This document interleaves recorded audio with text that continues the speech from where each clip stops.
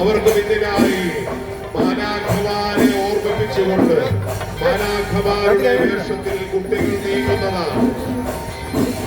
ഈ സ്വർഗീയ യാത്രയുടെ ഓർമ്മ നമ്മളിൽ ഉണർത്തിക്കൊണ്ട് ഈ മാലാഖമാരുടെ വേഷമണിഞ്ഞ കുട്ടികൾക്ക് പിന്നിലായി വിശുദ്ധന്മാരുടെയും വിശുദ്ധമാരുടെയും രൂപമണിഞ്ഞവരെ നീങ്ങുന്നുണ്ട്. അവർക്ക് പിന്നിലായി മാർത്തോമാ ക്രിസ്ത്യാനികളുടെ തനത് കലാരൂപമായ പരിചകുട്ടികളുടെ സംഘം നീങ്ങുന്നതാണ്.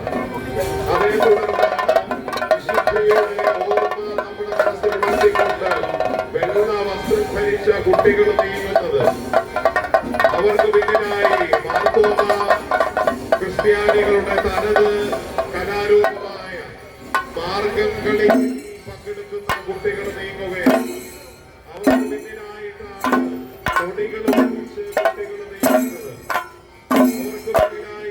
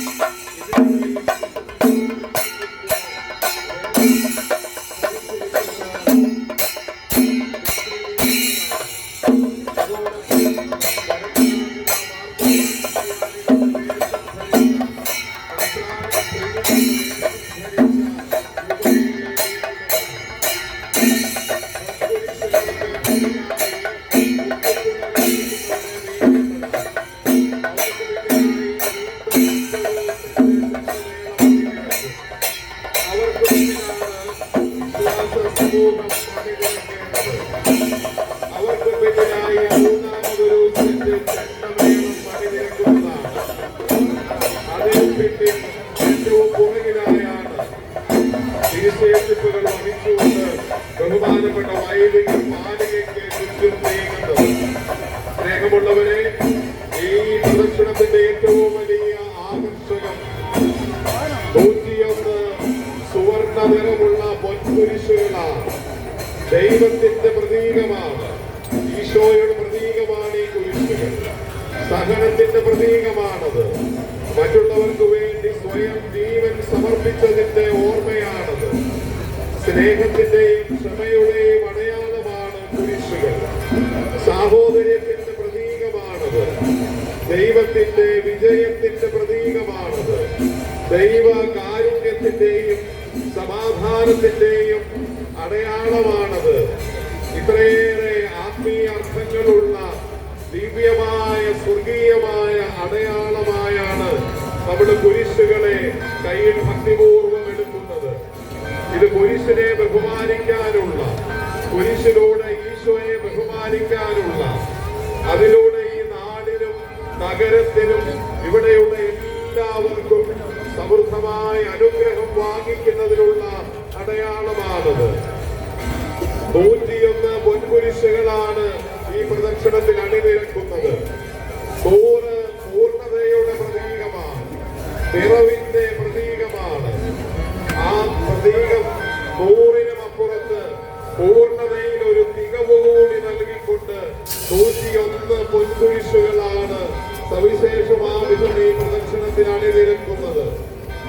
ബൈബിളിൽ നമ്മൾ 100 ആടുകൾ ഉണ്ടായിരിക്കെ അതിലൊന്ന് നഷ്ടപ്പെട്ടു പോയ ഇടയന്റെ ദുഃഖത്തെ കുറിച്ച് വായിക്കുന്നുണ്ട്.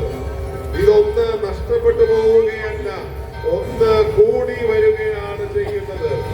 സന്തോഷത്തിന് മേൽ അധിക സന്തോഷം, ദൈവാനുഗ്രഹത്തിന് മേൽ അധിക ദൈവാനുഗ്രഹം, ആത്മീയതയ്ക്കും മേലെ അധിക ആത്മീയത സൂചിപ്പിച്ചുകൊണ്ടാണ് ഈ 101 പൊൻകുരിശുകൾ നമ്മളിന്ന് ഭക്തിപൂർവ്വം നിർവഹിക്കുന്നത്.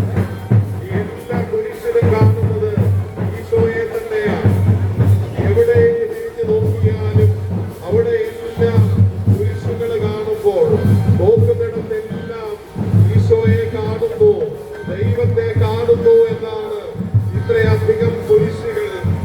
ഒരുമിച്ച് വഹിക്കുന്നതിന്റെ അർത്ഥം.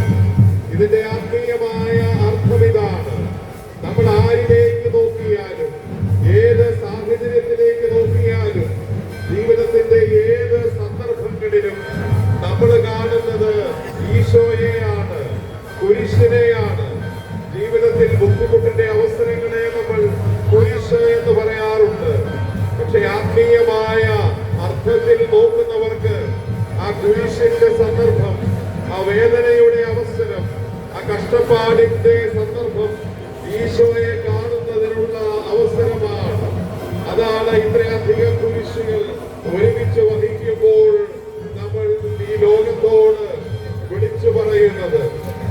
സ്നേഹമുള്ളവരെ, ഒരു സ്വർഗീയ യാത്രയിലാണ് നമ്മളെല്ലാവരും. നമ്മളിപ്പോൾ ഈ ദേവാലയ തിരുമുറ്റത്ത് നിന്ന് ഒരു ചെറിയ യാത്ര പുറപ്പെടുകയാണ്. സ്വർഗത്തെ ലക്ഷ്യം വെച്ചുകൊണ്ടുള്ള ഓരോ മനുഷ്യന്റെയും യാത്രയാണ് ഇതിലൂടെ ഓർമ്മിപ്പിക്കുന്നത്. കുരിശിന്റെ പിന്നാലെയാണ് നമ്മൾ നീങ്ങുന്നത്. ഈശോയുടെ പിന്നാലെ സ്വർഗത്തിലേക്ക് യാത്ര ചെയ്യുന്നു എന്നാണ് ഇതിനർത്ഥം. നമ്മൾ വർണ്ണക്കുടകൾ എടുത്തിട്ടുണ്ട്.